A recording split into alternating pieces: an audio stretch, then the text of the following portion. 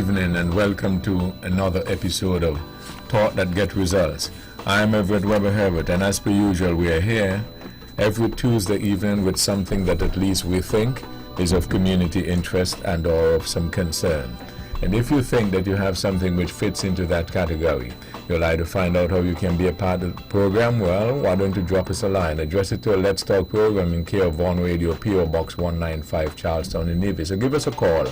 Our numbers are 1-869-469-1616 and or 1700. By the way, those will be the numbers you'll use to be a part of this evening's discussion. Again, thank you all very much for joining us. This is your voice in the community, Thought That Get Results. It's an unusual situation since we've been here last. We'll say a little bit about that. But first, it's been long before since I've said, Edric W. Stanley, good evening. Good evening, Weber, and good evening to our avid audience who listen to us all the time over the many years, and fortunately we are here again this evening, and based on the circumstances, I hope you might be able to hear me distinctly and clearly because of the protocol that has been put in place regarding wearing a mask, and thus I am back on the radio on our favorite program, the Let's Talk program. And first out, I must say congratulations to the team that the Honorable Prime Minister Timothy Harris has put together, and the Honorable Mark Brantley, the Premier of Nevis, has put together regarding COVID-19. And I must single out the two chief medical officers, one in St. Kitts and one in Nevis. I will leave it there at this juncture. Conrad Nair Liebert, good evening. Good evening, Webo, and a pleasant good evening to the listening public. Welcome to this program. It's been a while, and of course a lot of people been talking to me about the program and how much they have missed the program and want to hear from us as it relates to the current issues that we're dealing with. One, COVID-19, two, the election atmosphere. So, Webo, I'm happy to be here once again to communicate with the people and to be enlightened by the public. And I hope we'll have a happy and rewarding discussion this evening. Okay, well, it's so good to have you gentlemen back. Now, let me explain, because folks viewing us via Facebook and via YouTube, and they would see that Naya is wearing a mask, Edric is wearing a mask, and I'm not wearing any. The reason being, as Edric had suggested and Naya, following the protocol, I'm in a room maybe 15 by 15 all by myself, and so it lends it to that. Mr. Stanley and Mr. Nair, they're both in the same room. They've got good distance, well, you know, maybe about a good 12, 13 feet, but we try to work along with the officials, the scientists and all that, because the most important thing, we just want everybody to be safe. Now, we've been out for a couple of months, and my philosophy is, and I said, let us try and cooperate, because if we can make it through the rough, we will be there when things get back to normal. We're getting easy little by little, and so you know, we're encouraging everybody to still continue to, as the officials dictate, please work with them. Now, let's say a very pleasant good evening to Ted Hobson. I have to let you know that Ted and Mr. Brand, you know, we couldn't use everybody tonight because, as I said, of the protocols and the rules and so on and so forth. They're eager to be back as well. Well, Dr. Bartlett, wherever you are, we hope that you're safe. I didn't get in touch with her, but I'm sure that you're safe, and when it is possible, we'll have you in as well. Now, we've got a number of issues, and for the general public, let me say as well, we are doing business with the station as well. We'll be continuing the way we have been operating the past couple of months. It's been working out fine. We're doing things most of virtually as we can. When we do the in-studio stuff, we're not using a lot of persons as been dictated by the health officials, etc., etc. So we are trying to cooperate, and I think that we'll make it through. And if we follow the protocols, we'll come out maybe, you know, on the good side of it. So please work along with the system. Now, so very pleasant good evening to Ted, and also to Dr. Bartlett, and also Mr. Brand. If you have if you can, please call in and let us know what you think on the various topics, especially the big one that's coming up. Now, Edric, you wanted to say something concerning the coronavirus. We will look at that. We will look at a few other things, and then we will get on to the big one. So go ahead, Edric. We must congratulate Dr. Laws and her team, and Dr. Judy Nisbet and her team.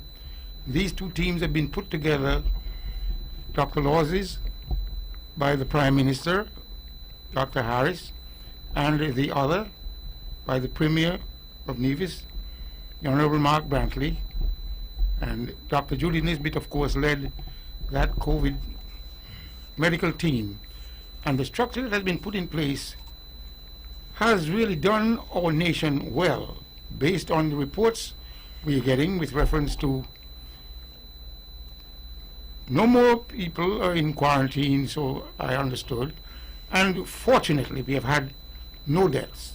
So this tells us that the team that has been put together gave out information, and the information that was given out, I think our people rallied behind that information and cooperated to the extent that we can say in St. Kitts and Nevis, we have come thus far, and we have not had any more or less deaths, and thus we must give congratulations to the team that have been put together, and more importantly, I think, those frontline workers who actually took up the task and went forward and worked in this war against COVID-19, and as a result, our nation stands tall among the other many nations of the world with reference to the current outcome.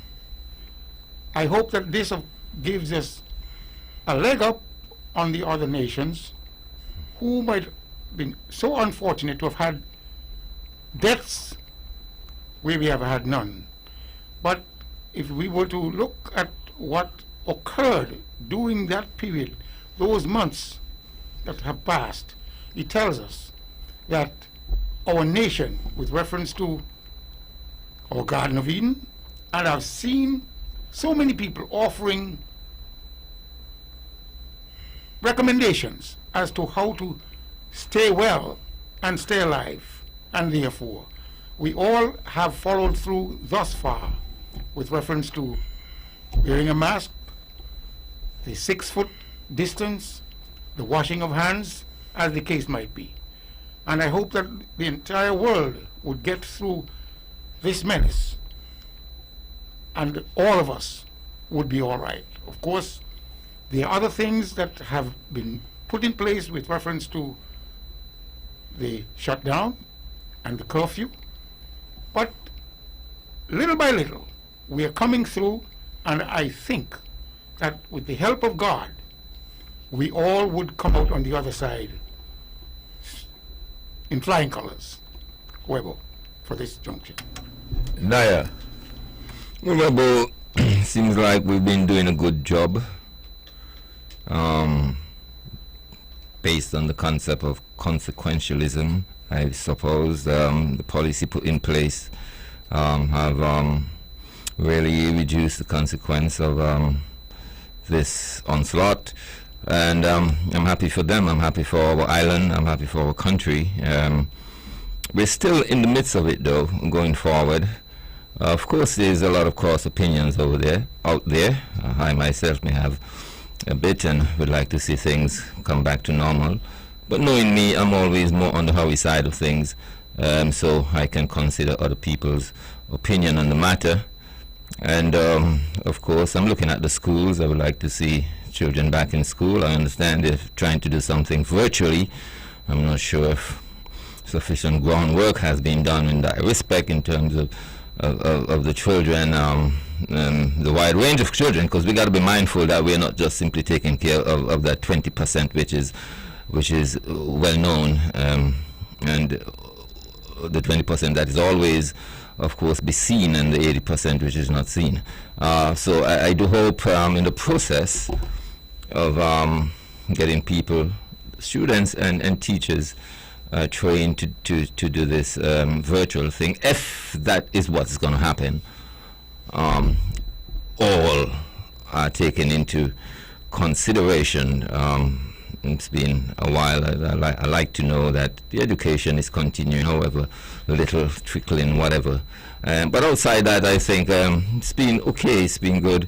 And of course, one might feel that, like everywhere else in the world, like my friend next door was having a problem having to not being able to work, and other businesses was able to function. I don't think it's worthy to build a mountain out of that, but let's see going forward what it would be like. I would like to see things move safely and securely back to some normalcy. Well, but it's been okay. I congratulate those who've been steering the ship, even though the storm was forecast to be rough. The waters didn't turn out to be that rough thus far, and they've been sailing the ship pretty well, Webber. Thank you on that matter. Okay, so we got that, and I just like to say on that topic, again, to encourage everybody to work along with the authorities. But one thing that I've noticed and I've learned with this coronavirus, you realize that in the societies such as China and those different non-democratic systems, how easy it was to get the people locked down. Yes, it was. Yes. And as I saw and listened to the authorities with the challenges, all I would say to people sometimes, that's the price of democracy. And if you watch in America, the way people are defying the orders, even as the incidences, the cases continue to rise and so on, they keep denying it. As a matter of fact, some of them are making challenges to go to court to defy them of their freedom. Now, it comes back to what I have coined the phrase and always say, and I verily believe the most difficult job in the world is to manage people. And so, against that backdrop, I take this opportunity to continue to encourage the authorities to keep trying and keep working, because nobody promised life will be easy, and to still keep doing it, because it is obviously we're getting some good results out of it. And then to join with, again, the health authorities to remind us that we are not COVID-19 free in terms of being on the island. We just don't have any positive cases tested or confirmed. So we still have to continue to work along. This thing is serious stuff. So that's, I just wanted to mention that. Well, of course, we have heard so much about it, and we have learned so much about it, and there is much more to be learned from the scientists and those who are intricately involved in fighting this virus.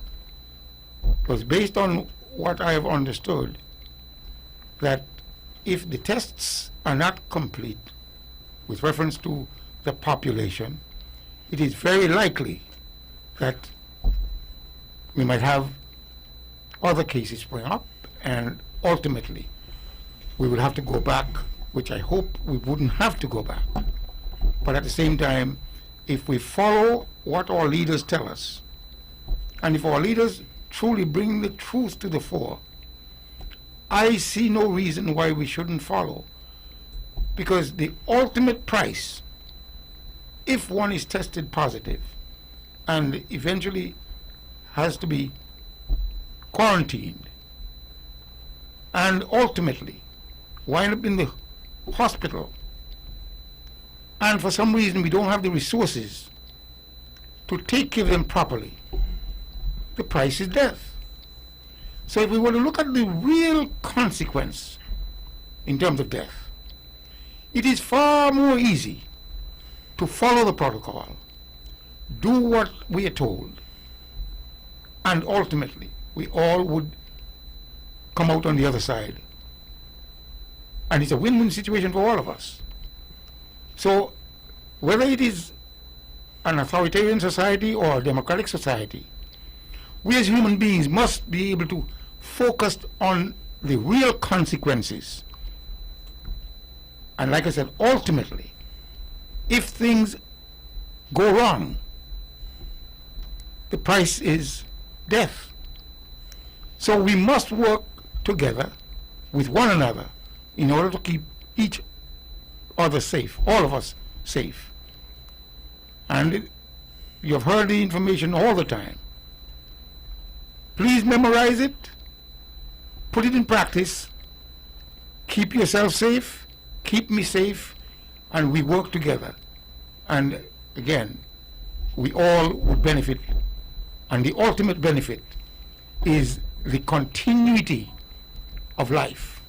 Okay, now I want to segue into something.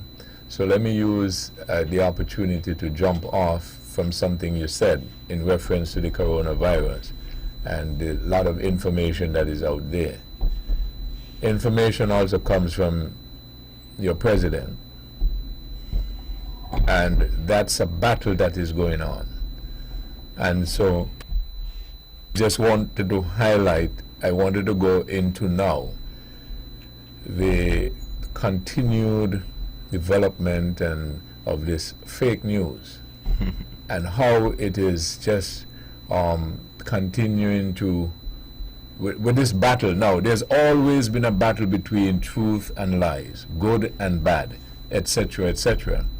However, just like the coronavirus has changed everything dramatically, this, especially with the social media, seemingly is grabbing a hold. So those, I suppose, of us who believe in trying to be fair and check out the facts and so on and so forth, we just got to continue this debate, continue this fight.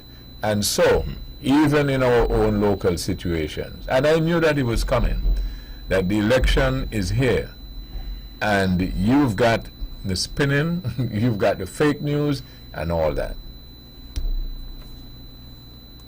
Well, to be honest, when we look at what is happening, our big sister North, and the leader of our big sister, which is the United States, and more particularly President Donald Trump, he has not been forthcoming with reference to the role of leadership, because he refuses to wear a mask in certain instances, and he has been told certain recommendations, certain medical applications are not going to work the way it's supposed to work based on what the scientists say.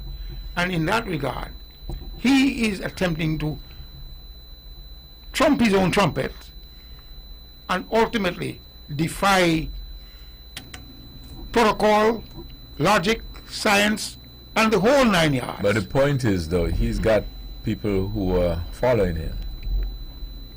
Unfortunately, when I see people, even here in Charlestown, not wearing a mask, and I ask myself, why aren't these people wearing a mask? No, 99% of our people, maybe 99.9% of our people that I've seen, are wearing masks. Why the others just want to defy the order, I have no idea. But based on what I've learned, is that even though you're wearing a mask, you can still infect people because the mask doesn't give you total protection, again, depending on the type you're wearing. Right, but it comes down, does it not, to what people believe and how they see things. Because they can have a healthy debate with you to tell you why they are not doing it and why they believe they shouldn't. And that's the point that I'm making. The way people see things, right? Because I might think that I'm right, and another person has an alternate view and feels he's right as well. Naya. Yes, and he could be right as well. Webo. Yes. You mentioned the price of democracy. It's interesting because during all this I said, wow, feel like a communist place now, boy. You know, without even thinking really deep about it, because of the control central authority has on the people. And to enforce that sometimes, Webo, people must be a little sensitive, you know, and to speak to people in good manner. I was in a line today, and just the way they're telling you, go back, go behind the line. You know, it's quite, of course, they're ensuring that we are all safe. But people are very frustrated and so forth because, you know, a lot of things that I see happening, you know, people lining up to pay their bills, nothing was provided for shelter, the sun is really hot, the place is going to close before the normal hours, a lot of people remaining outside. It's a bit of frustration sometimes develop around those circumstances. And of course, yes, there's this approach whereby sometimes people are too harsh. And there must be a level of discretion as well, Webo. Yes, Mr. Stanley talked about his driving and see people not wearing masks. People can't wear masks all the time from the wake up until they go back to bed. And even when they're in the public domain, I suppose they will want a bit of fresh air and so forth. Now, on entering a building, I would think, yes, you know, it called for that. But I don't think walking through town, you have to wear a mask. I don't think we are probably at that heightened alert at this point in time. But I also could be wrong too, Webo. No, because here's the problem. Here's the issue with that, right? That is why you are aware that when you're in the army, you have military training and so on and so forth. You have sometimes 1 million men, sometimes a couple 100,000, a couple thousand men to deal with. And you can imagine each one of them has their own way of thinking. Yes. And they're thinking that, you know, they want to tell the general, we should not go that road. Maybe we should go that. Maybe they're right.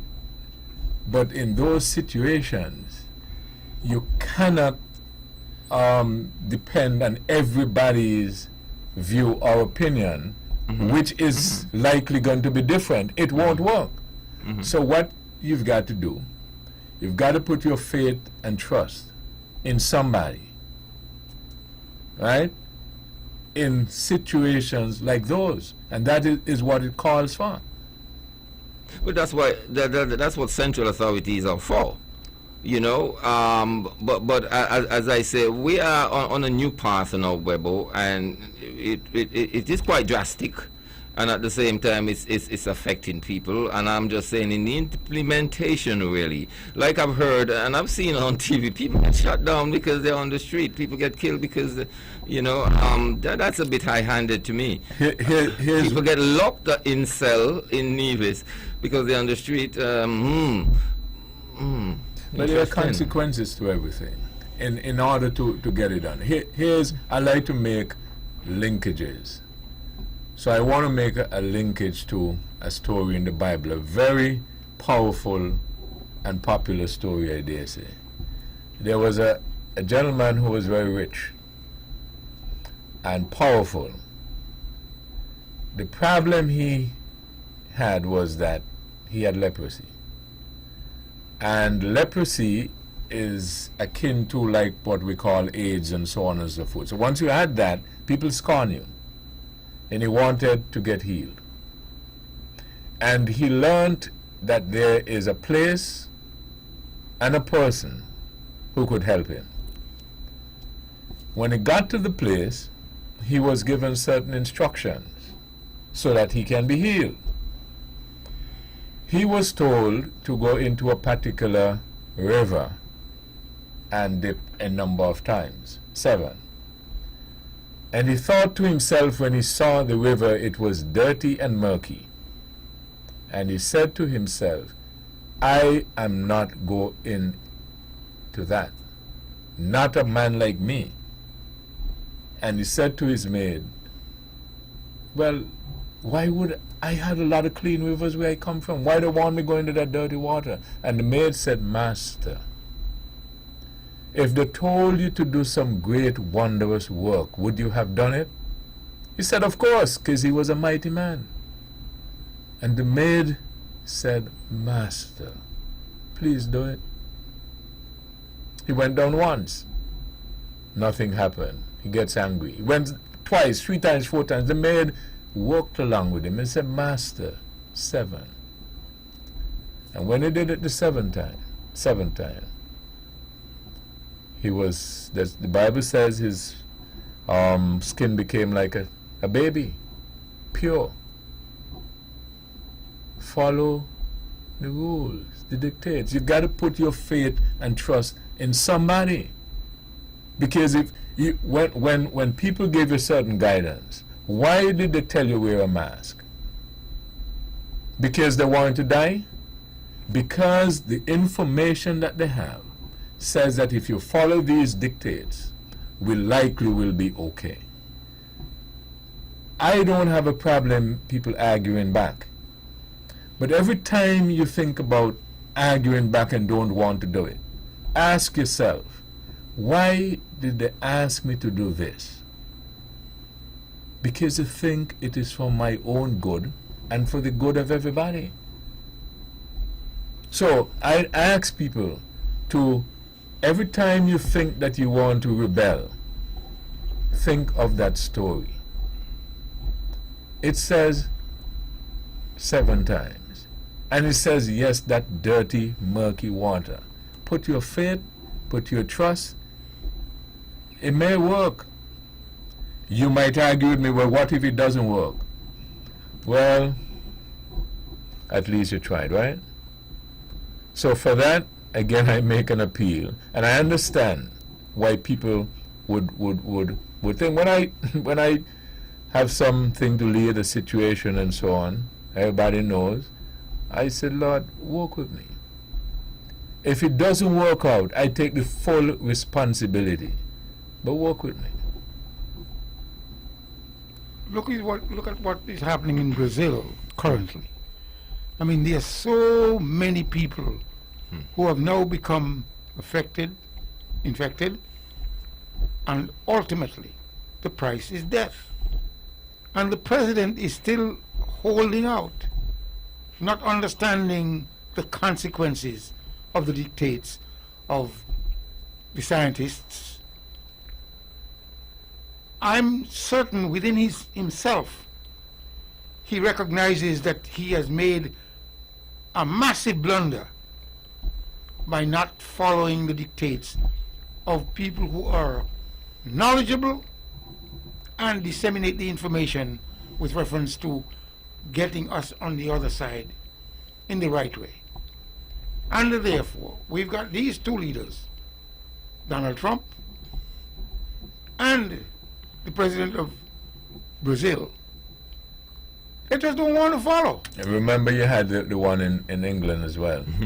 But after he learned the hard way, then he changed. So maybe sometimes it is necessary, and sometimes, to be truthful, some people don't get it until they had to feel it. But sometimes it is too high a price to pay. It is sad because who will be paying the price? Unfortunately, those people who may not be able to have the affordability to do certain things, and as a result the ultimate price is death.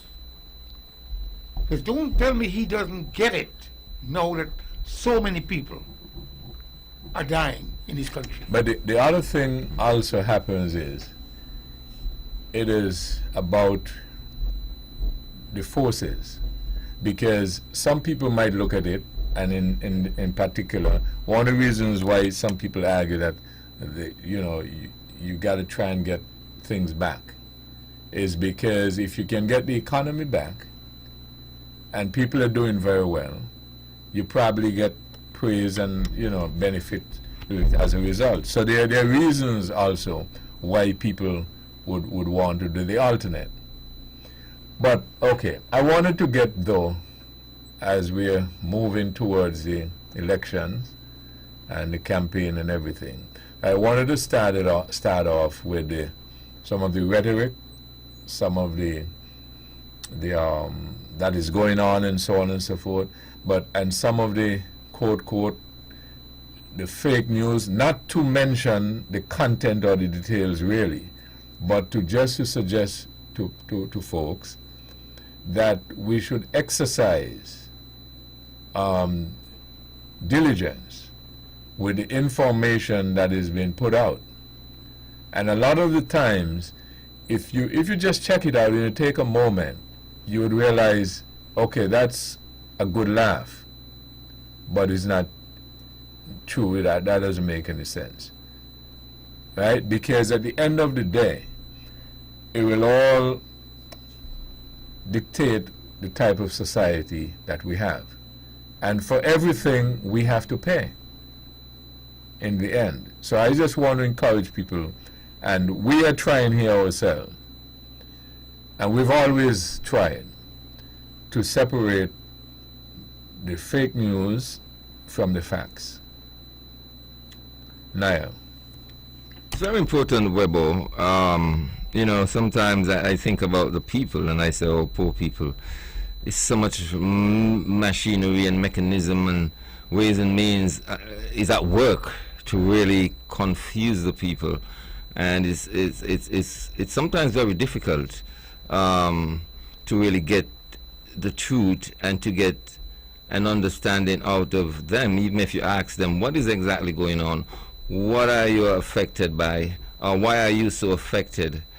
The things they say that makes you realize that they are distant from reality, and these means and methods that are employed by government and effectuated by media, fake news. It sometimes makes me feel like, and makes me ask the question: are we really an intelligent bunch around here, really? Because sometimes I feel we are too easy to reach, in terms of reaching to us, confusing us, and make us to be our brother's enemy. Really, it's a divide and rule kind of thing. It's massive now. I mean, this fake news thing is going to grow in a big way. It's been there all the time. But I think Donald Trump popularized that term in a big way because of the media outlets ever since he hit the stage.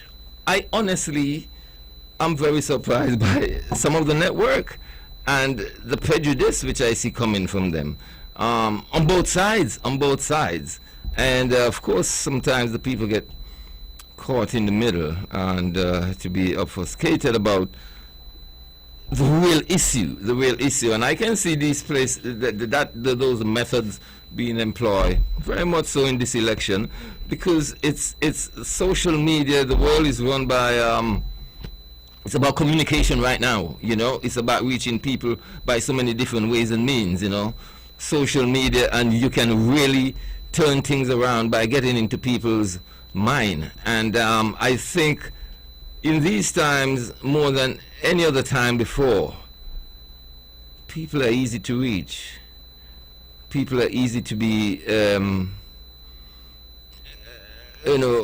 spoken to, and hence people are easy to be misled, and people are easy to be led up the right way.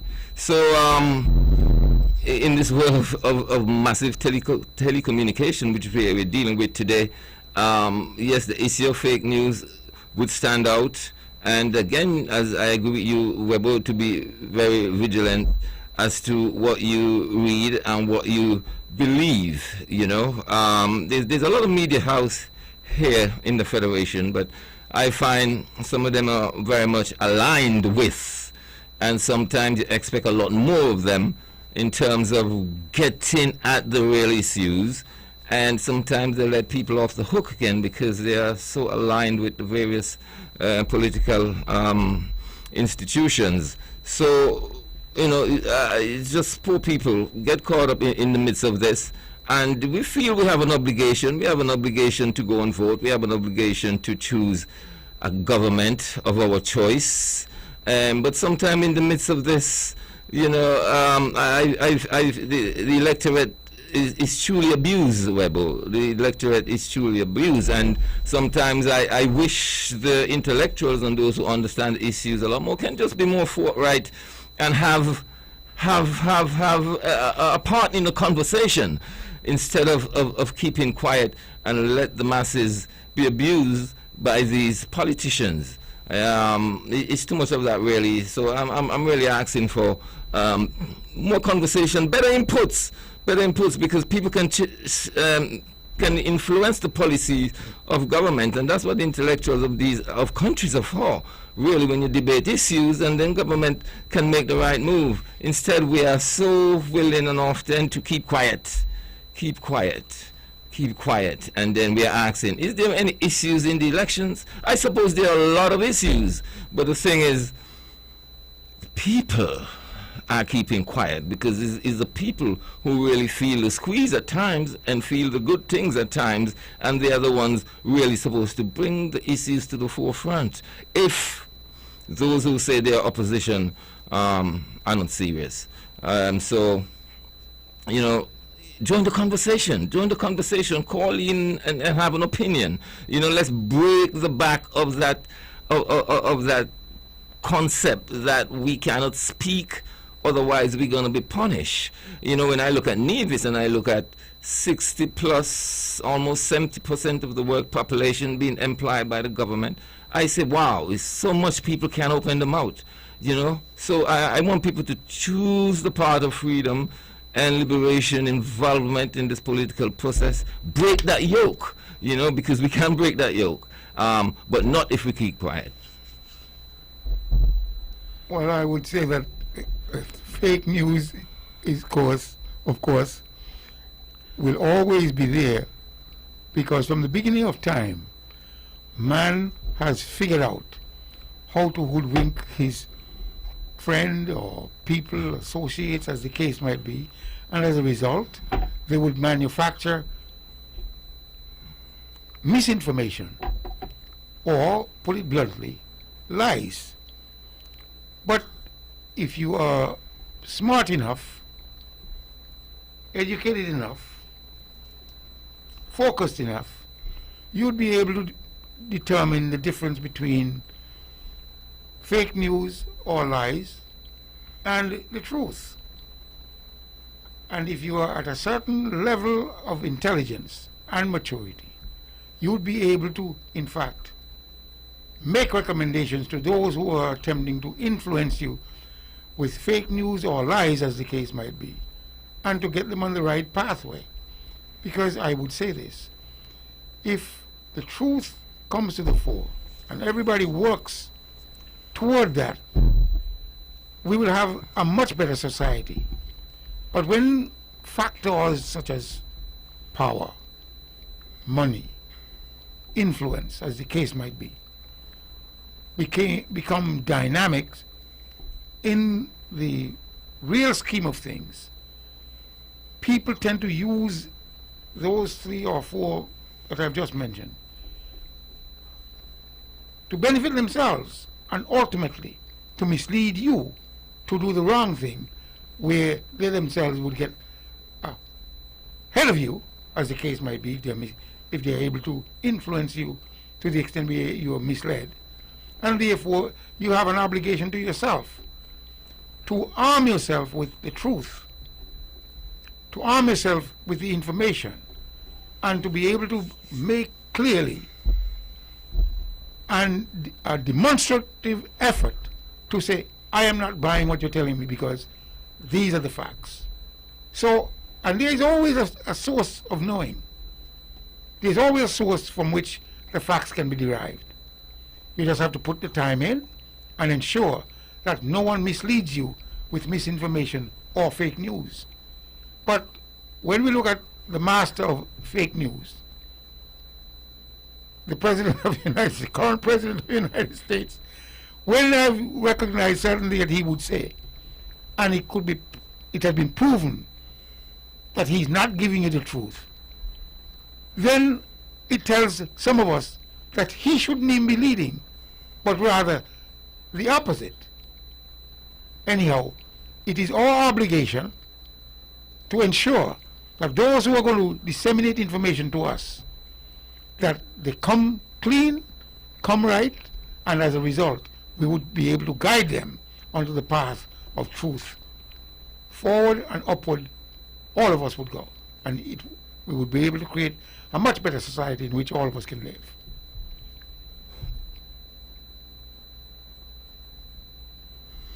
Well, boy, if it's something on the rise, we can only guard against it. But I suppose it would be there, you know, and I think it's our duty to, when we can, clarify the minds of people, and to be clarified as well, you know. So you have to be aware that it's not everything on the internet that comes to WhatsApp and all those other platforms. Makes sense, really. But let me ask this though. In some instances, maybe even most, when people send out fake information, do you not think that a lot of times people are aware that it's fake? Yes, Webo, and it's a lot of mercy, because those who send it out knows it's fake, and they send it out to people who's going to further promulgate it, and all of them know it's fake, you know, but they are there to confuse and to spread untruth and just to impact that would yield them the advantage, or advantages, I suppose. It's not easy today, really, in the world. Every means and method is going to be employed for power and money, you know, and that's why there must be people walking down the middle, you know. We cannot optimize this island, this country, in terms of its performance and resource, if we don't have people walking down the middle. I don't understand how, you know, nobody's on the fence. Everybody's consumed by a political party. I want to see more people on the fence, Webo. I want to see more people dealing with the issues, really and truly, and this tribalism. I know, you know, I'm almost fantasizing here because one would think it's not possible, but I realize it is to our detriment that we continue this approach in politics, and even from a governmental point of view, you know, where we do damage to ourselves in opposition, and when we get into power, we are sorry, because some of the investors you turn back, you're still gonna run them down again when you find power, and then the country suffer. You know, government is continuity, and I think the good should be encouraged. The good should be encouraged, and you know, so the people can benefit. Otherwise, we are racing against ourselves here. So I know it won't be perfect, Webo, because we're dealing with human beings, and the greed for money and power is overwhelming sometimes. But at least I believe there should be those who are willing to look truth in the eye and promulgate the truth and clarify the issues regardless of what, and still be employed and still contribute to the development of the country and still get along with people, you know. That's a good debate, and that's what I'm talking about. There must be an obligation on the part of all of us to play our part and to guide our people, guide our nation, guide our leaders, because they don't really know everything. And in that regard, when we are able to understand the dynamics, understand the layout of the country, layout in terms of the needs of the people, understanding what good governance should be, we must play a vital role in terms of guiding those who are governing us. It's democracy, and the time is fast approaching for us to exercise our franchise. And in that regard, there are so many of us who are not involved in terms of vying for political position, but at the same time, we are able to understand the dynamics with reference to what's happening and how it should happen, and to be able to dictate or say to those who are governing us that the governed is entitled to the truth, fairness, and ultimately the country and all its peoples would benefit quite handsomely. We have to be guarded, and this is the silly season. It is right on our doorstep. Tomorrow would be the 27th, and based on what I've heard in the media, that there will be nominations, and those people who are vying to get our trust in terms of a vote and to put them in office, we must be able to understand the important leverage we have, simply because the Parliament has been dissolved, the seats are open, and we must make a clear determination as to who we want to occupy those seats. And as a result, we must begin to get information, learn what we have to learn, and to make the right decisions with reference to those who would govern us. And it's not that difficult, but there are times when people would be influenced by fake news, influenced by power, or the potential of acquiring power and money. And as a result, they too might be misled to mislead the rest of us. So again, we have to be very vigilant, very focused, to the extent where we make that clear determination as to who we are going to elect on June 5th to govern this country. A lot has been done. A lot has been said. Much more needs to be done. Much more needs to be said. And therefore, those who are going to do and those who are going to say, we have the biggest say of all, we the people. And the opportunity is fast approaching on June 5th for us to make that declaration and demonstration of our choice as who the governed would be governed by.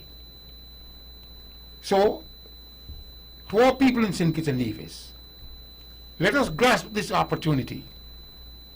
Let us begin to learn and understand our vital role in this process and make a clear determination as to how our country will be governed and by whom. There are many players. Unfortunately, there are two parties. When I say two parties, two teams, I must say, two teams. And within those two teams, we've got good people on both sides, But again, we must make a clear determination as to when we make the comparisons. We make it a complete comparison to clearly determine which of the team is going to be more beneficial, more truthful, more honest, and ultimately guide ourselves as a nation and peoples upward and onward. Yeah, but the word trust seriously ring a bell to me, because that's what we placed in the elected representative, trust, and sometimes their very action bring that trust into question.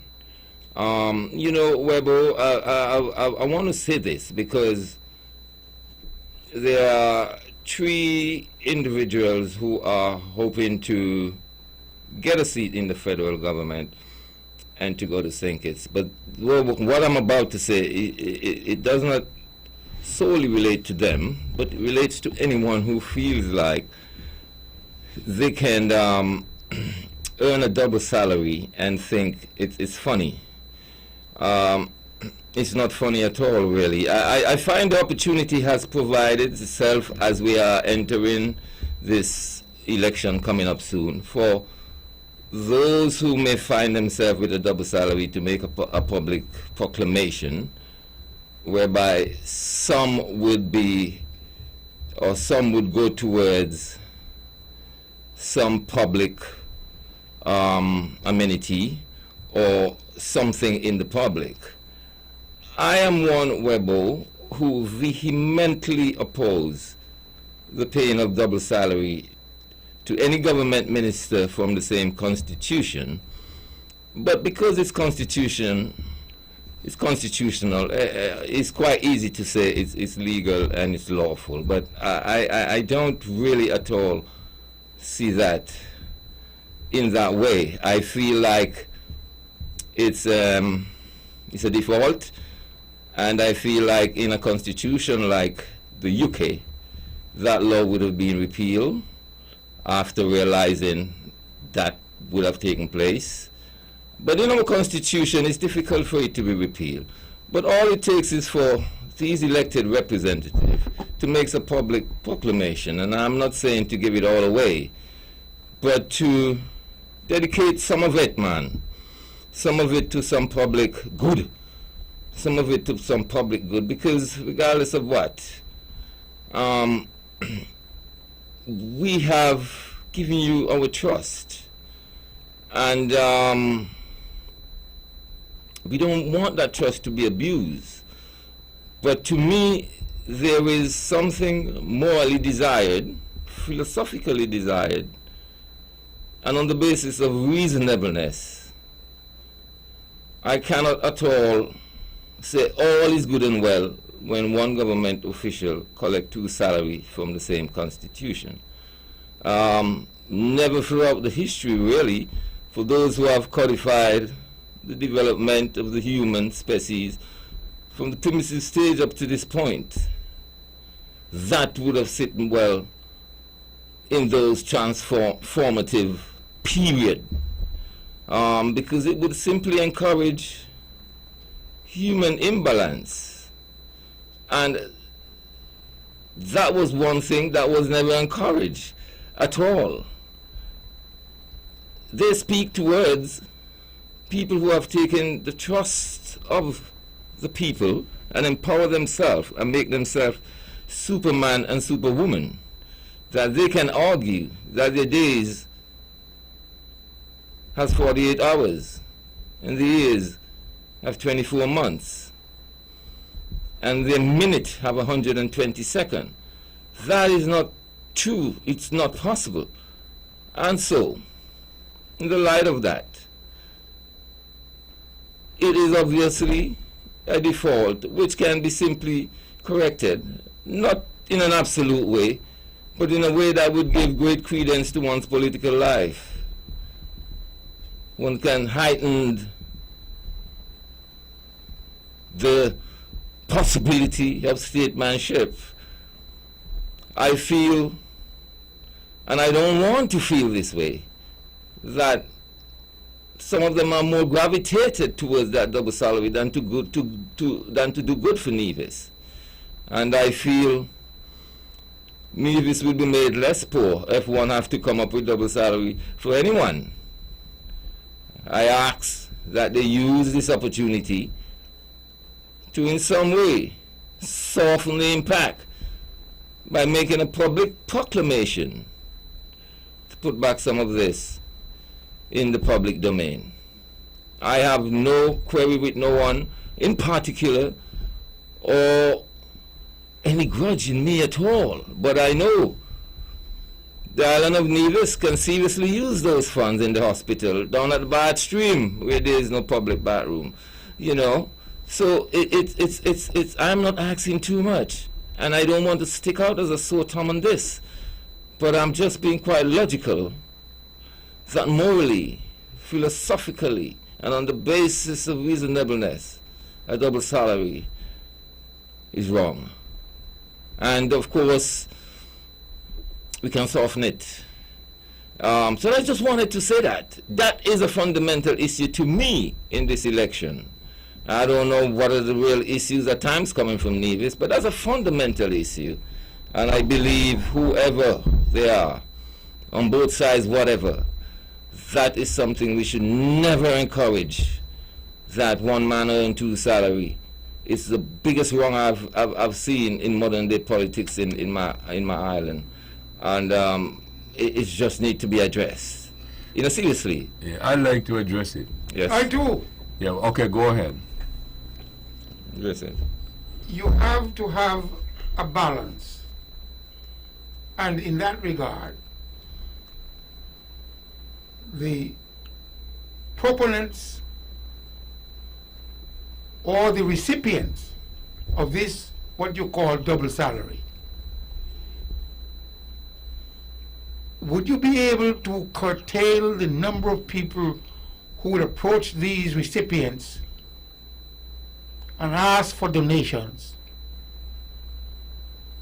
and to curtail the amount that they would ask for and the frequency they would ask?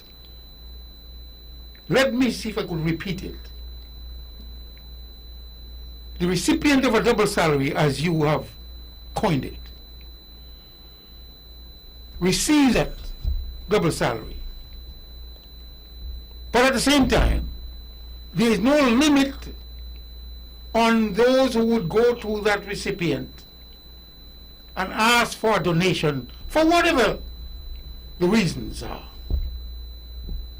And because there is no limit with reference to the public or the voters, as the case might be. So why there is no limit, really? I mean, there could be no limit with you two, or There is even no me. limit. Let me make it very clear, abundantly clear. When something is occurring, whether it is for traveling, for medical reasons, a team needing gear,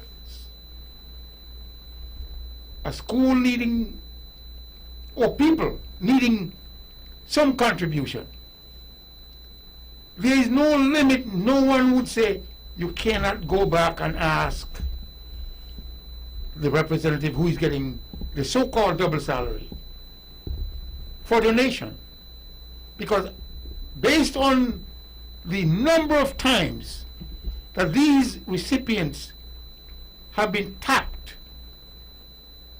to make contributions to, for whatever reason, and we know that happens all the time, there's no limit. And because there's no limit, It's okay for them to think to have a double salary. you call it a double salary, I call it, But they're paid twice from the same constitution. they are paid.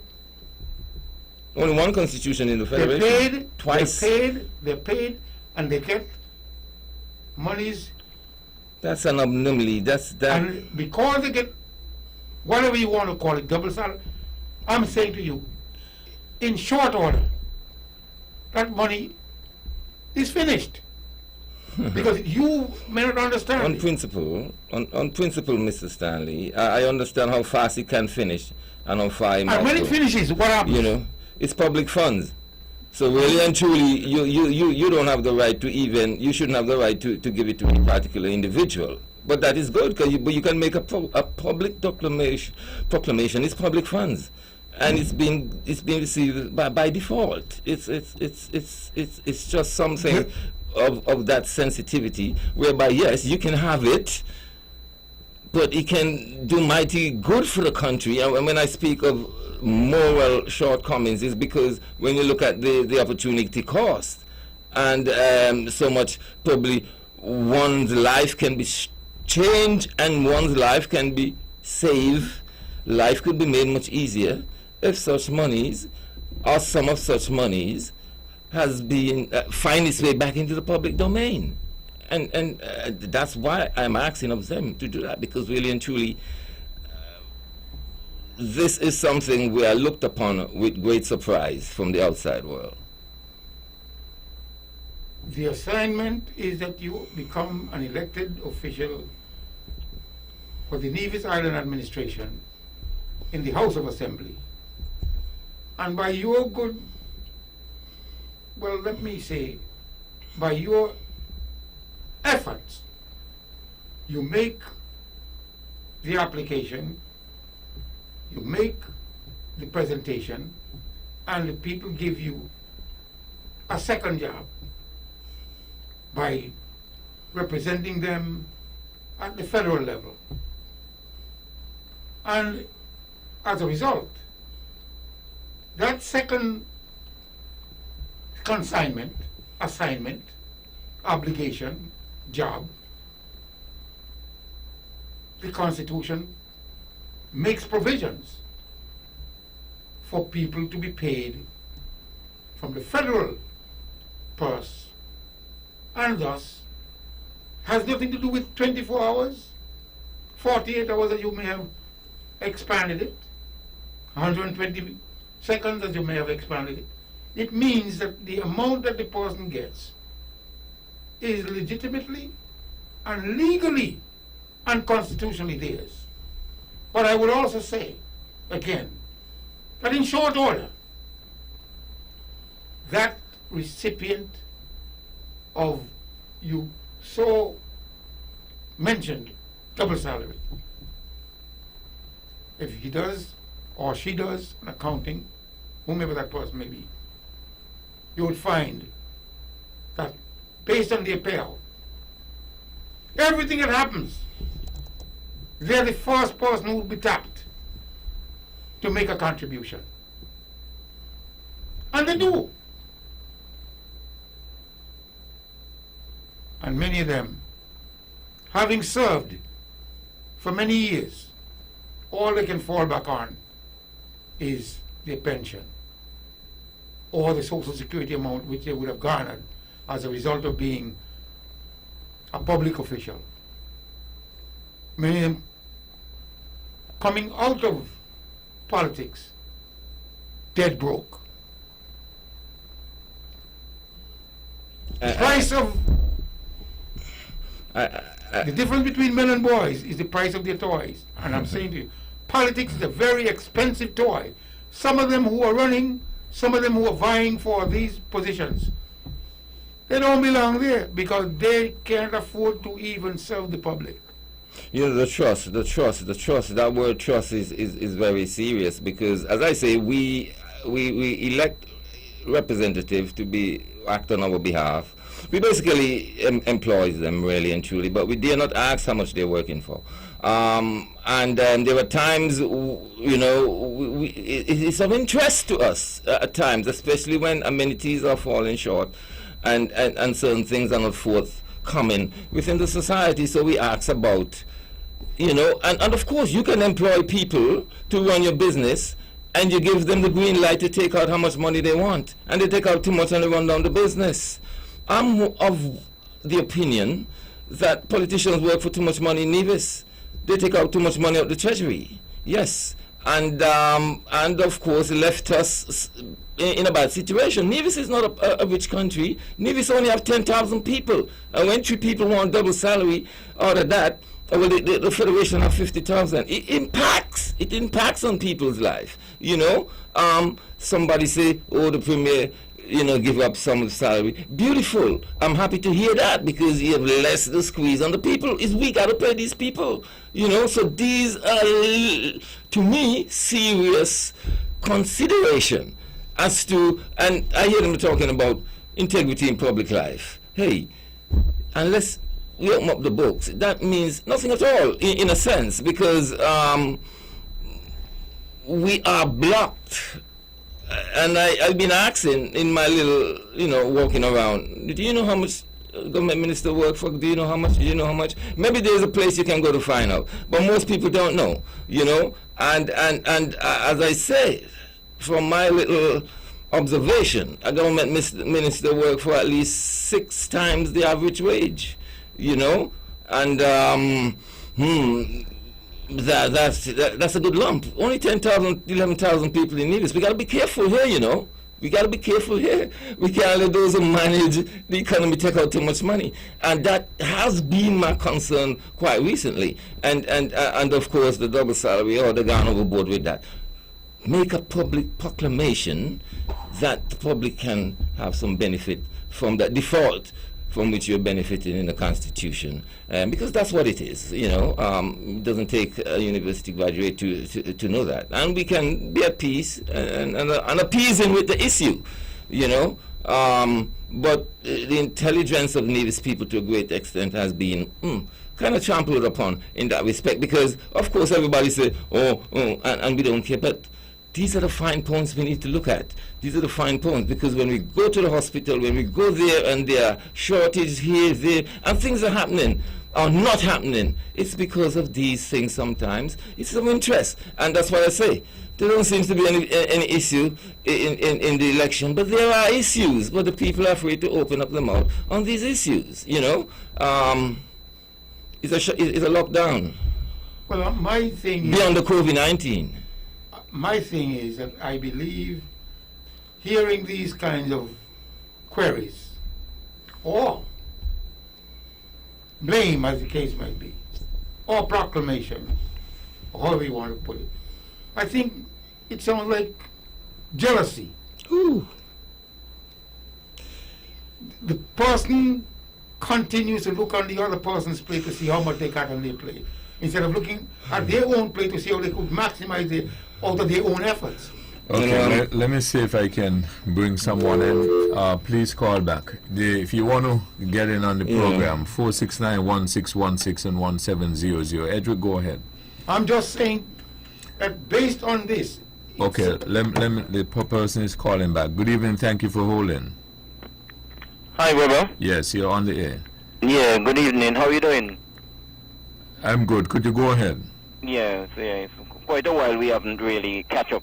I just happened to tune and take a little break from our campaign, and I just heard for a few minutes, I think somebody mentioned in terms of what you're discussing. Is any specific topic, or are you just, you know, anything? Because I think I heard somebody mention in reference to double salary, or is that the topic, or you have a wide range of different things? No, you want to make a point, you go ahead. Okay. Well, in reference to the... First of all, before I get into that, let me just congratulate the medical officials based on Nevis and also on St. Kitts for the excellent job which they have done. We know that we had a maximum of 15 cases. All have recovered. Nobody hospitalized, no deaths, and it is just an excellent position which we as a nation should be very, very, very proud. And when I looked at it on the TV and all around the world, we are just between last week, Monday, and today, over 700,000 people got the corona throughout the world. with over 17,000 deaths, you know, and that is really, really alarming. And we will continue to do what we have to do as a nation to make sure that this second wave do not come to our shores. At some point in time, yes, we will have to open up our borders because it is affecting our country in a negative way in terms of the economy, because as long as the airport, and this is one of the things that I'm extremely disappointed when it comes to the opposition, keep mentioning about jobs, people losing jobs. From the airports are closed, which we are not the only airport, almost every airport around the world are closed. And if the airports are closed, what you expect? The hotels would be closed. And if the hotels are closed, the taxi drivers, I mean, there's so many other persons would be negatively affected. But it has nothing to do with the government, because, for instance, the government had a blueprint, which is a manifesto for the last 5 years. But the government did not have the corona in the manifesto. The government did not have bringing home the students from Jamaica over $200,000 in the manifesto.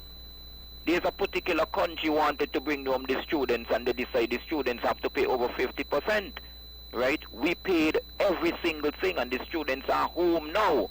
Thank God that they're home safely and they are doing well. But let me touch in terms of the double salary thing, because this is why I said I continue to be disappointed with the opposition. Before 2015, we didn't have no issue with no double salary from the opposition. And why I have a serious problem with them, because no government ministers in Nevis who get a salary by the Nevis Island administration and the federal government is breaking any law. It is what is under the Constitution. And if they were serious, they would have argued to change that part of the Constitution, which will be no problem. That should be the argument. Not talking about because people getting double salary when they're not breaking any law. I mean, people have to be responsible, people have to be mature, and people have to be reasonable. But don't come and think that you try to put things down people through, thinking that people are going to accept this foolishness and this nonsense. I just expect people to be, well, I know if they're following Denzel Douglas, which he's down here desperate now, he can't bring in a load of plane. He brought in 30 plane, and we kicked him out of government. He corrupted the voters list, and we kicked him out of government. I mean, what it would really be like if it so happened that this man get back into power. Woe be unto our country. We are going back to the hands of time when people had to be balling up the electricity department, long water in their eyes, leaving the electricity department and going to the supermarket to buy food, had a choice between buying food and paying electricity bill. And that is why he said when he saw the lady electricity bill, he had to hold his head and bawl, because the lady electricity bill was so high, and he asked her to come and march to bring down the electricity. He has our people as a joke. And imagine as a medical doctor, he down here having motorcade, just looking noticement like a little child, want the policeman them to lock him up. When you as a medical doctor, knowing that we have a virus that is a serious, deadly, war that we are fighting, you as a medical doctor asking for election, under this condition. And if the opposition was serious, he would have said, well, let me tell you something.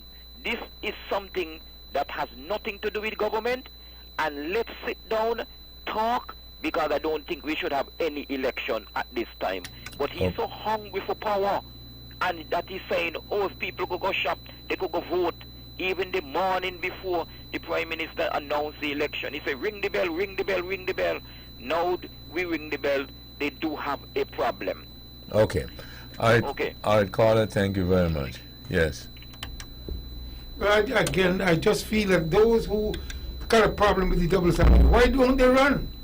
Let them put their hat in the ring, fight for the position, and get the double salary themselves. It's jealousy. It is predicated on jealousy and envy, grudge, bad mind. Well, I'm affronted if you're making that comment towards me, really. Grudge, jealousy, grudge who? I'm talking about across the board, politicians from Nevis. To be quite honest with you, I have no query, and I hope anyone doesn't get vexed with me. Mark, I know him well, we get along, and Mr. Evelyn, he's my classmate, and Mr. Dreffers, it's just my opinion, really. If you think I grudge anyone, you're wasting your time. Mr. Stanley, I don't play those games at all, I'm not materially driven, if that's where your mind's at. I'm speaking what I consider to be for the good of Nevis, and that's why I vehemently oppose any double salary being consumed in a wholesome way, because to me it will do good. It would do good for their legacy. Now let me ask you a question. You said it's for the good of Nevis. Who pays the two salaries? One is paid by the island government, and one is paid by the federal government. So how does it hurt Nevis with the other salary? Well, and that's why I'm asking for a proclamation to put back half or some of one of the salary in the public domain. Work with me. Mm-hmm. If I get $1,000 from Vaughan Radio, Yeah. and then Edric gives me $1,000, how the fact that I get $1,000 from Edric affects the fact that I get $1,000 from Vaughan Radio?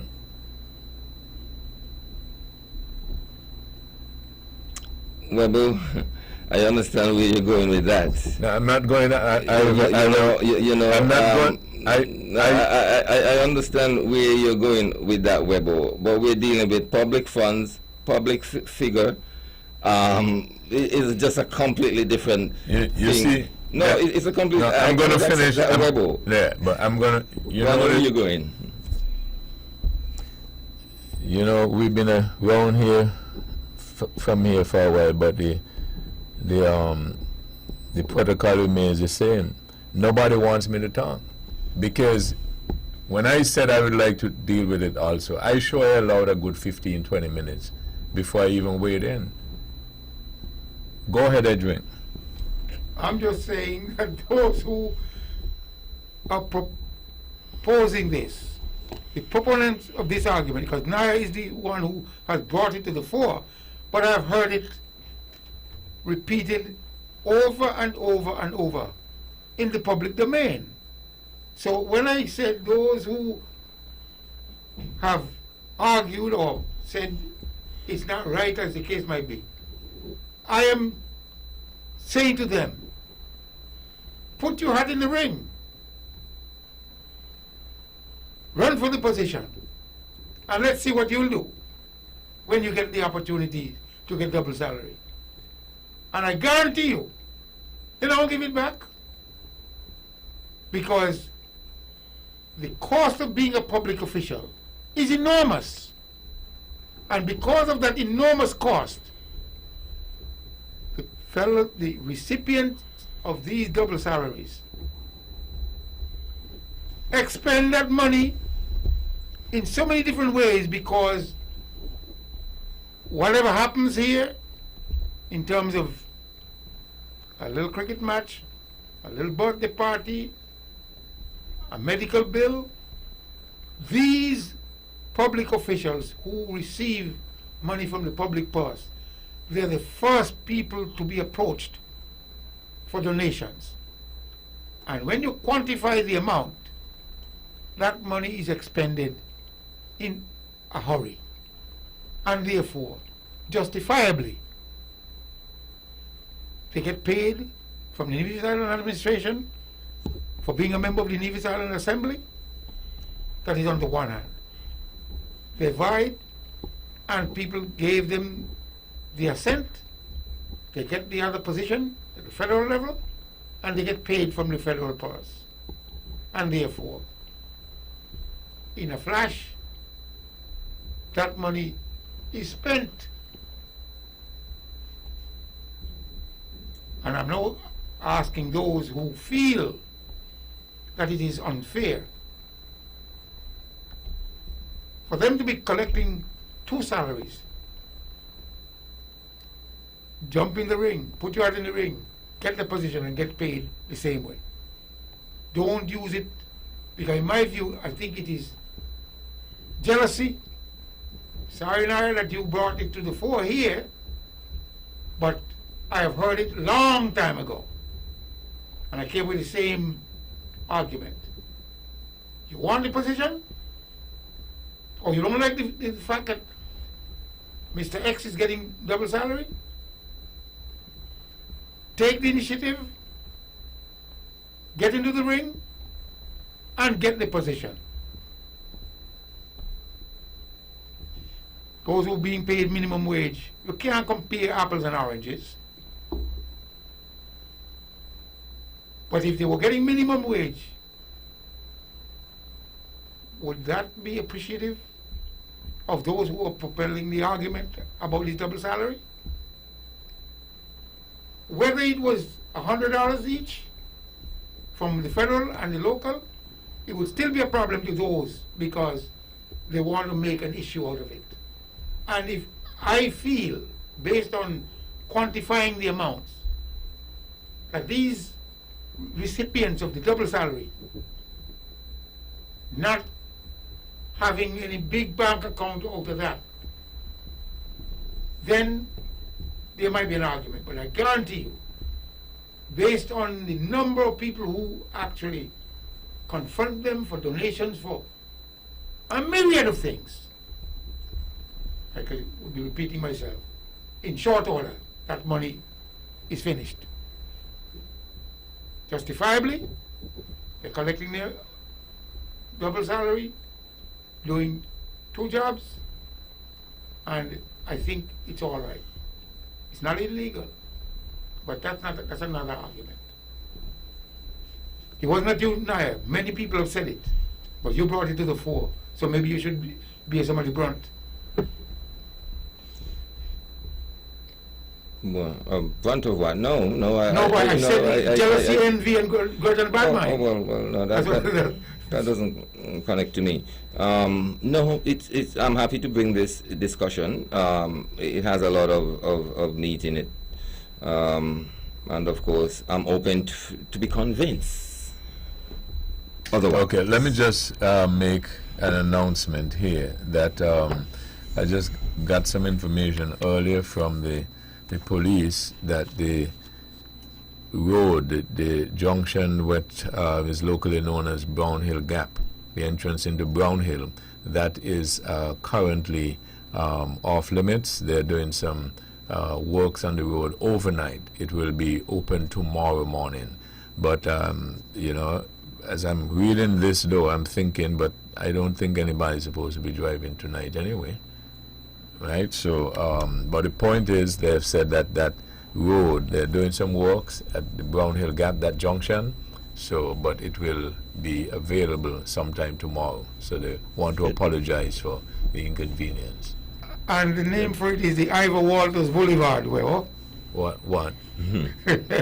It is a massive transformation of Nevis.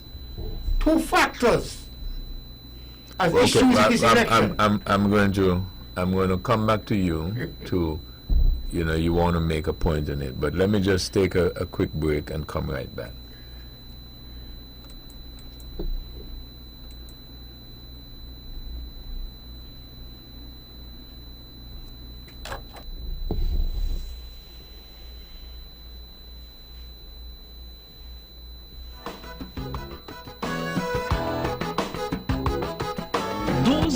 Doors. Builder's Paradise has cheap 4 and 6 panel knotty pine doors starting at $224.99. That's right, $224.99. Sizes such as 24 by 80, $224.99. 28 by 80, $235.99. 30 by 80, $240.99. 32 by 80, $249.99. And 36 by 80, only $259.99. We continue to be the largest supplier of doors in the Federation, so visit us today so you can purchase that desired door. Visit Builders Paradise today at the C.A. Paul Southwell Industrial Site St. Kitts, or call them at 466-4938 so they can help you complete your home. Builders Paradise, where your island dreams come through. Always satisfying. Vaughn Radio. The Powerhouse. Back in this episode of Thought That Get Results, your phone calls on 1-869-469-1616 and 0170. Back with Conrad Nyalibert and Edric W. Stanley. Yes, well, based on that little clip that you just brought to the fore regarding that entrance to Brownhill, it is a clear demonstration of the transformation of Nevis. And I would say that that transformation should be Okay, hailed. let me just take this, Edric. Good evening, thank you for holding.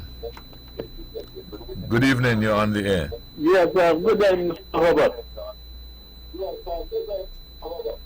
You need to listen to your phone, you're on the air. Could you go ahead? Yes, sir. Sorry for that. Yes, you can hear me? You are on the air, could you go ahead? Yes, sir. We listened to the talk show here tonight. Yeah, I'm very disappointed with one of your guests when he's speaking about the double salary. I want to ask a question here, and I hope he will be able to answer.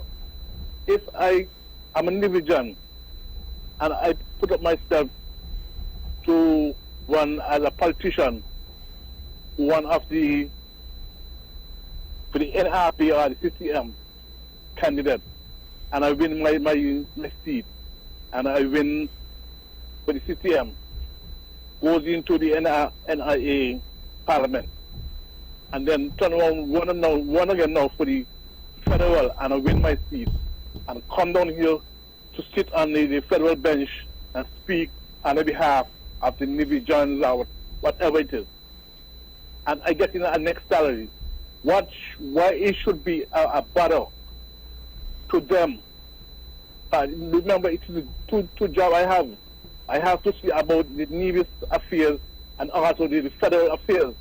And if I get in a salary on both sides, I don't think it should be a problem. Because if I could take one of my salary and give it back to my constituency, it should be better off that I taking it too. Because listen to the gentleman they're speaking about the double salary and the double salary this and the double salary that here. But how long the double salary was in place? The double salary wasn't in place just yesterday. It was in place a long time ago on the former Premier of Sir Sidney Daniel, may he rest in peace. May he so rest in peace. And nobody was making noise about it. But all of a sudden there's a lot of query about the Honorable Vance Emery and the Honorable Premier Mark Brantley getting two double salary. Why it should be a bother? I don't think it should be a bother. They should several education can put people where they want and how they can go about getting something in return of the education. And I don't see why that next gentleman there with Mr. Stanley should be speaking about the double salary, or he should be speaking about, let's see how far we can carry our federation to the highest level with the gentlemen to have the knowledge of education, of teaching the young children of the tomorrow. Because we want the children of today be tomorrow's premier and prime minister and governor general. That's where we want them to be. We don't want them to be shooting on each other, and we're not saying, oh, we're going to stop the shooting. We're going to try and see how much we can do to help the young children them. You have a good night. Okay, thank you very much. Yes. Saying is that based on that transformation that is occurring as you read the clip from the police department, that entrance looks really, it's just a transformation of Nevis. And therefore, I am proposing the name to be the Ivor Walters Boulevard. And I hope they plant some palm trees going throughout that road from the entrance going forward into Brownhill. That is one of the major transformation factors that shows leadership with reference to Nevis. Okay, Edric, just let me take this. Good evening, thank you for holding. Good evening. I just want to ask a question. It is a question.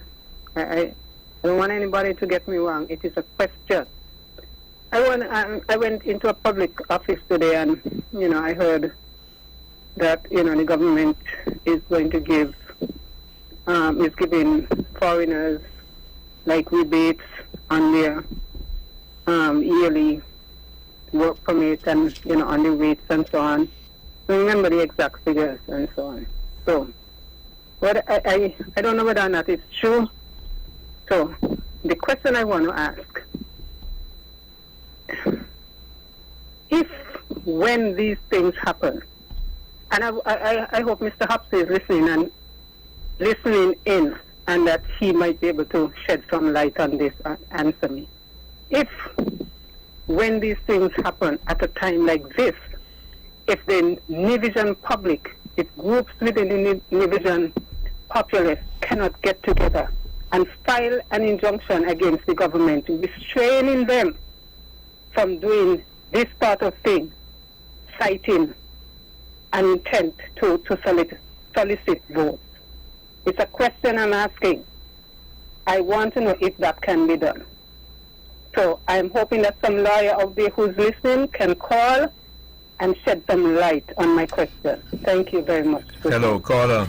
Yes. You would like me to attempt to ask your question? No. I want a legal person. Oh, you want a legal person. Okay, all right. I want a legal person because I want to know if it can be done. Yeah, okay. All right. Thank you. Okay. Right. Good evening, thank you for holding. Good evening, you're on the air. Weber, good evening. Good evening. Weber, good evening. Weber, I had that slight feeling that we are going back to 93. I had that slight feeling that it's going to be a 4-4 in Pinkett, and the Nevision politicians them will have to wait in the wing to really to do what they have to do. I have a slight feeling that we are going back to 93, and it's the Nevision seat is the one that's going to be heavily dependent. Interesting. Weber, I just want to suggest, I know Stanley speak about it, but seeing that the school already been named after Ivor Waters, I would preferably have the boulevard be named off of the late great Harold Waters. That's my opinion. Okay. All right, thank you.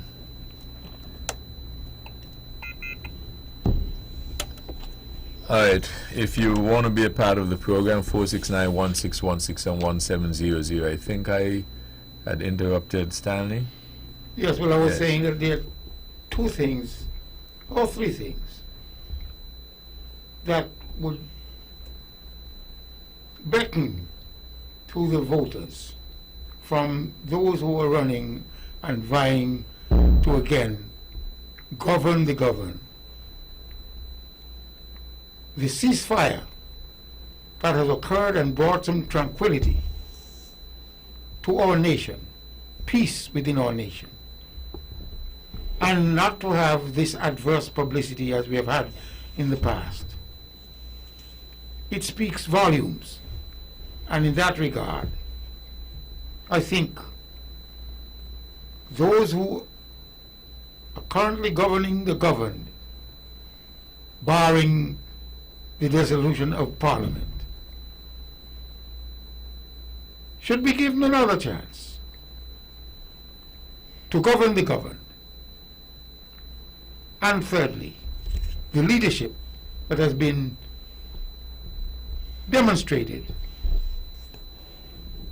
has brought enough, or not enough, but has brought some resolution and money to Nevis that makes us look like a new country. So these are three factors. Now I mentioned that there are maybe no issues in this election, but I am saying categorically there are issues in this election. And those two that I've just pointed to regarding the ceasefire and the transformation of Nevis as a result of the cooperation and association and collaboration with the federal government that brought monies over to Nevis and see Nevis in a different light as a modernized society.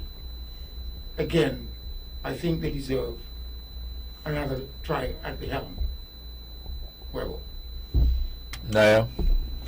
Well, I have no doubt. I do feel like the unity government is going to find its way back in government. I think they have performed over on the island of St. Kitts. You can't ask for more over there. They have transformed, the place really. Some would argue that is a continuation from the last administration. Whatever it is, today I can look at St. Kitts and see a place really that has been impacted in a positive way in terms of economic growth. Okay, Naya, can I come back to you? Let Yes, me please. take this. Good evening. Thank you for holding. Good evening. This is really piggybacking on the caller before, who suggested that there might be a tie in St. Kitts. I was just wondering if your panel would go through the possible scenarios if we have, well, depending on what the outcome of the election is, look at the possible outcomes and suggest what may happen in terms of what coalitions are formed, assuming that it's not an outright win for any side. I just wanted to know the perspective of the panel on that. With regards to the two salaries, I'm not sure what you're driving at when you ask if a person gets a salary from one place and another salary from the next. What is the big deal? If the fact is, those two places are the treasuries of our country. Okay, that's the big difference. So essentially, it's the same employer. It's the country, right? And having two salaries suggests that obviously there are two jobs, and one can always question whether the two jobs are being done effectively, whether they can in fact be done effectively at that level. We're talking at the level of leadership, okay? Sure, if it was some clerk somewhere down the line having a second job, no problem. But this is at the level of leadership. And then there is also the case of disparities. There certainly is an anomaly.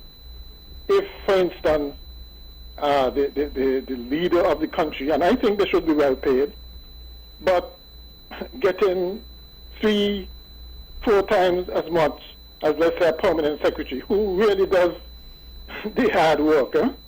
There's something to be said for that, for the disparity that having two salaries entails, right? And because something is legal, it's constitutional, does not necessarily make it right. It makes it legal, but not right. Okay? There has to be some kind of of, I wouldn't go as far as to say morality, but certainly conscience in taking two salaries when a lot of people are struggling with one. All right? So, you know, something at the back of your mind should tell you that something is wrong. The mere fact that the Premier, for instance, gave up one of his salaries suggests that he understands that, well, these are, you know, these are not normal times. Some kind of sacrifices have to be made. Okay? So that alone tells you that there was some discomfort in having the two salaries. Okay? Okay. Sure, it's legal, but... All right. Okay. All right, thank you very much. Good evening, thank you for holding. Good evening, you're on the air. I'm sorry about that. Okay, let's see if we can get it right. Okay. Good evening, thank you for holding. Okay, caller, could you please call back? We don't seem to be getting a connection from you. Could you please call back? Anyone wanted to weigh in? We can. No, I was saying a good job done in St. Kitts. I think the team unity would return to power. But the idea of 4-4 in St. Kitts, and I guess the caller was asking how we will put it all together, and you know the various scenarios. To be honest, here in Nevis, Webo, I'm not sure what would happen. You know. Now let me just accommodate this. Good evening. Thank you for holding. Hello, good evening, Webo. Yes. And good evening to Naya and Stanley. Good evening. Yes, caller, go ahead. Yes, Webo, Spencer Branier. I just wanted to give a minor correction. Presently, the road at the Brown Hill Junction is actually blocked off because we would have done some milling there this afternoon and did some preparatory work there for the actual finishing of the road tomorrow morning. We're not actually doing the work tonight. That was the plan, but we had some difficulty at the plant. So I just wanted to correct the message that was sent out earlier. Okay, we appreciate. So the road will not be used tomorrow then? It will be used tomorrow because we will do the asphalting tomorrow. Right now it's blocked off because we would have done the base tonight, so we didn't really want anyone to drive on it tonight. Oh, okay. All right. Robo, I just wanted to talk about the election that is before the people of St. Kitts and Nevis, and more so on the island of Nevis. The system is putting forward about 3 candidates. In Nevis number 11, we have the Honorable Alexis Jeffers. In Nevis number 10, we have the Honorable Eric Evelyn. And in Nevis number 9, we have our Premier, the Honorable Mark Brantley. Well, I believe that the record is clear before all the people of Nevis to know that these 3 gentlemen are more than capable of representing them over on St. Kitts. I want to appeal, Rebel, to the residents of Nevis to go to the polls on the 5th of June and vote overwhelmingly for these 3 gentlemen. I am confident, Rebel, that they would not only bring good, honest, decent representation to the people of Nevis, but also to the Federation. I believe that the record is clear that we have presently at the federal level 2 representatives from the CCM party. The Honorable Mark Brantley, who is currently the Minister of Foreign Affairs, and I think that all of us would recognize that when he took over the Ministry of Foreign Affairs, St. Kitts and Nevis was in a terrible state. The name of St. Kitts and Nevis was not a name that many persons wanted to hear. It was in a state where we were not so favorable throughout the world. And today I believe that St. Kitts and Nevis is a name that a lot of people are enjoying more and more hearing. We also have at the moment the Honorable Vance Amry. And I believe that the record would show that the Honorable Vance Amry would have represented the island of Nevis overwhelmingly on St. Kitts. So I'm saying to the people of Nevis that the record is there to see that the CCM representative at the federal level has brought dividend to the people of Nevis. And I'm suggesting, Robo, and I'm recommending to the people of Nevis tonight that on the 5th of June, that they go to the polls and support the 3 CCM candidates.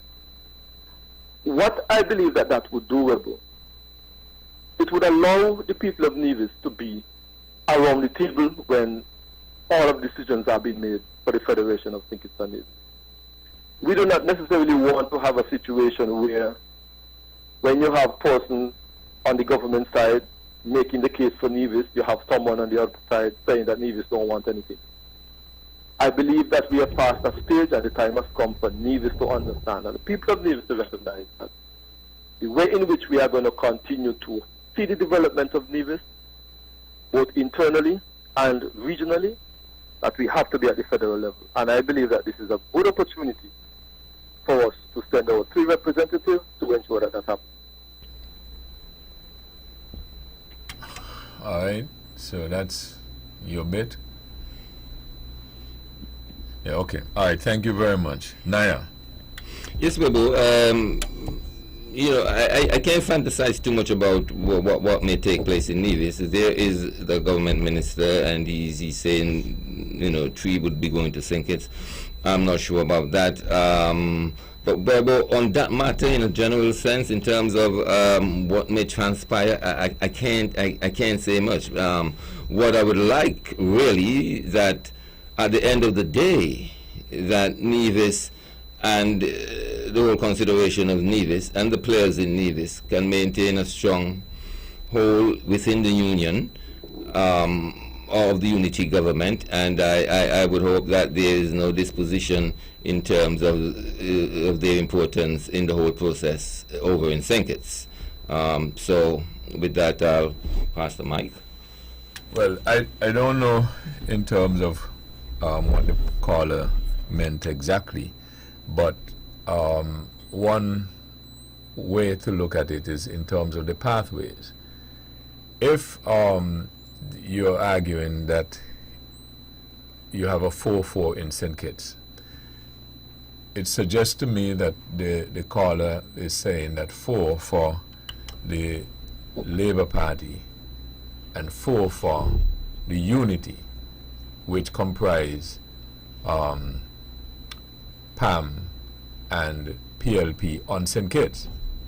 Now, as far as I know and as far as they have been presenting themselves, you can essentially say that you have 2 sides, federal sides, in this federal election, because they expressly, the Nevis Reformation Party is aligned with the Labour Party, correct? Mm-hmm. And the Concerned Citizens Movement is aligned with the Unity construct, which comprise CCM, PAM, and the PLP. So if you were to look at the pathways or the possibilities, if you have a 4-4 in St. Kitts, it suggests that you're saying that the Labour Party section gets 4, the Unity section gets 4, comprising of PAM and PLP by some combination, right? And that leaves 3 seats left, which are Nevis. So it means then that if one party, the NRP, were to get 3 seats in Nevis, or any number of that total, they would go to St. Kitts, correct? I mean the Labour Party, correct? Yep. So if they get 1 and it goes to the Labour Party, therefore, it means they have 5. If they get 1 out of the 3, leaves 2, which means this Concerned Citizens Movement will have 2. If you add 2 to the Unity, the other part of the Unity section on St. Kitts, you have 6. That's a majority. So that's one, that's one right pathway. On the other hand, if the NRP were to get more than 1, they get 2, then the same is true. It goes to the Labour Party for a majority of 6. Correct? Yes. So those are the possible pathways. Of course, you get 2 or more. You see what I'm saying? Mm-hmm. So those are possible pathways in terms of forming the government, based on you know, what the arrangements that they have going in. Anything can, of course, happen after the diets have already been cast. So I don't know, caller, if that's what you meant. I just, you know, basically we're putting some of the different pathways from that scenario. With regards to the this double salary or two salaries and so on, right? Now, I really wanted to discuss it, but I realize that maybe I shouldn't at this point in time, because it reminded me of the debate that was going on a lot all over concerning the Premier and some residents. And then I was unwillingly, I didn't want to deal with it, because sometimes when I hear certain things, I said, you know, just leave that alone. And then we took it on. And then we all knew what happened thereafter. I see the same thing with this double salary business, and I want to encourage people. There's a time and place for everything, including a debate.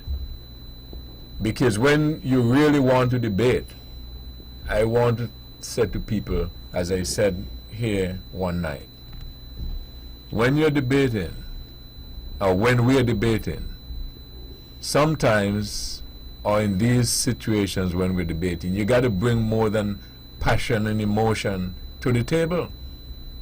Facts and evidence will help. Emotion and passion, yes, is good. But most of the times, if not all of the times, it takes more than that to win a debate.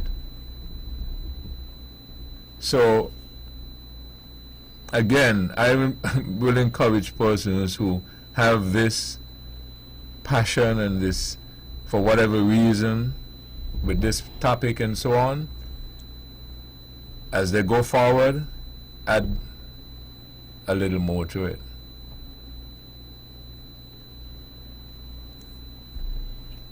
Well, listen to the caller who mentioned that as a result of maybe the Premier giving up one of the salaries, then he feels that that's the way it should go. But, and because of the current situation dictates that those who get a little more give a little more. And as a result, we know several businesses and individuals probably gave into certain situations or arrangements because of the current situation regarding the shutdown of the country. Edric, let me just accommodate this caller. Good evening, thank you for holding. Yeah, you were on the right track, I think. There's just one other scenario that I'd want you to comment on. If there were 5, let's say Labour won 5 in St. Kitts, and CCM, for instance, won all 3 in Nevis, right? What happens there?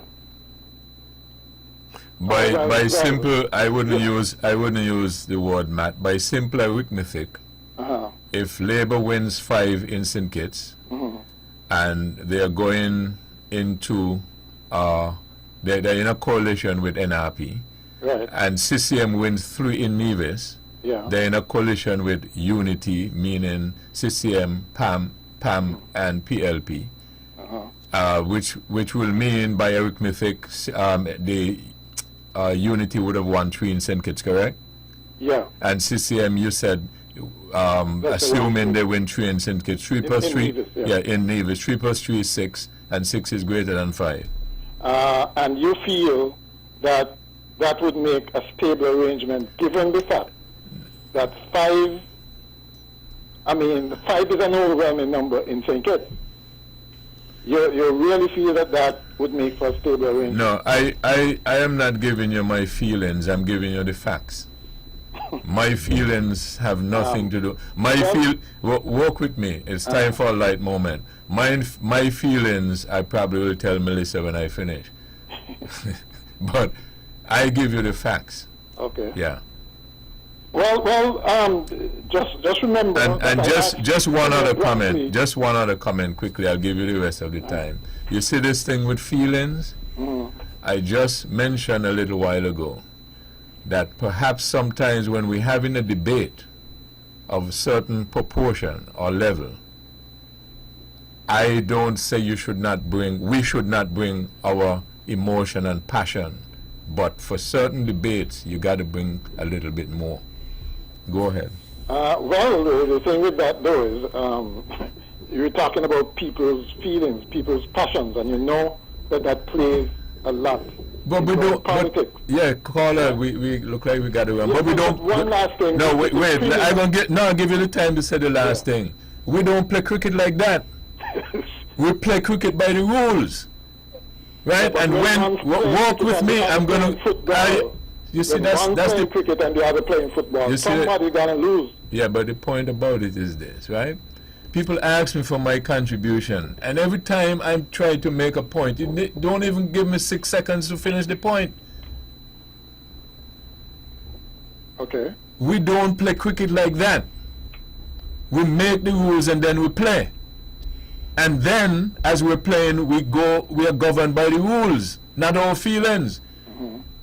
So, if you bowl a ball and you hit the stump and you said that you're out, you don't go and say you don't feel that it should be. We don't play cricket like that. Go ahead. Okay. Well, I just remind you that some time ago I asked Premier Blantley the same question. Okay, and you know what he said? I should not ask him. I should know better than to ask him a question like that.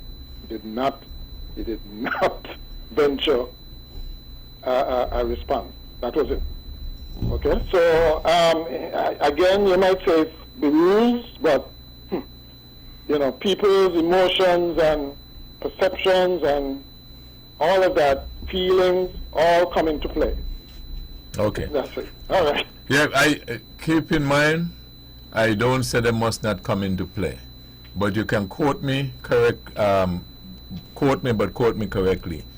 I'm saying when we debate, emotions, feelings, and passion comes into play, but you have to have more than that. Okay? Okay. That looks like the last word. This program repeats tomorrow at 10 o'clock following the VON News Minute.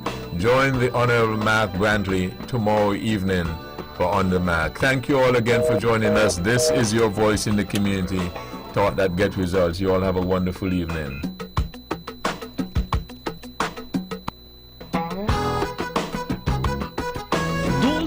Doors.